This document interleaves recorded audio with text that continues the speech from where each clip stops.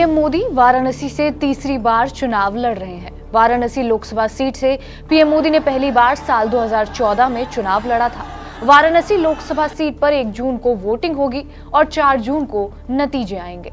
कहते हैं साल 2014 में पीएम मोदी ने वाराणसी लोकसभा सीट को एक रणनीति के तहत चुना था। गुजरात उनका गृह नगर था और वो वहां से भी लोकसभा चुनाव लड़ रहे थे, लेकिन पीएम मोदी ने गुजरात की सीट छोड़कर वाराणसी की सीट को रिटेन किया, जिसका सियासी फायदा भी बीजेपी को हुआ। वाराणसी महज एक प्राचीन शहर नहीं बल्कि भारत के हिंदुओं के लिए एक आस्था है, एक पूजा का स्थल है। लेकिन क्या आप जानते हैं कि वाराणसी से सबसे पहले जो सांसद हुआ करते थे वो कौन थे? खास बात यह है कि वाराणसी के पहले सांसद ने 3 बार मंत्री पद ठुकराया था।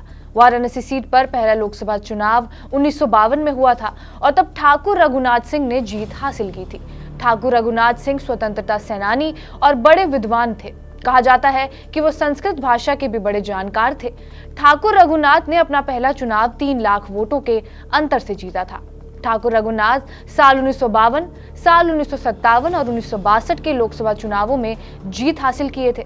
1952 में जब लोकसभा चुनाव हो रहे थे तभी से वाराणसी को हिंदू संस्कृति के केंद्र बिंदु के रूप में देखा जाने लगा था।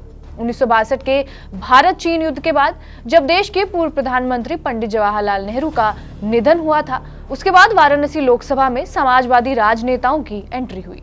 काशी में तब राम मनोहर लोहिया का नाम भी उभरा था। बाद कभी कांग्रेस का कब्जा रहा तो कभी जनसंघ ने अपना परचम लहराया। हालांकि पिछले कुछ सालों से ये सीट बीजेपी की परंपरागत सीट बनती जा रही है। वाराणसी सीट से पीएम मोदी के लड़ने का एक कारण ये भी है कि बीजेपी को पूरे पूर्वांचल में इसका फायदा हो जाता है। बिहार की कुछ सीटों पर भी इसका असर देखने को मिलता है।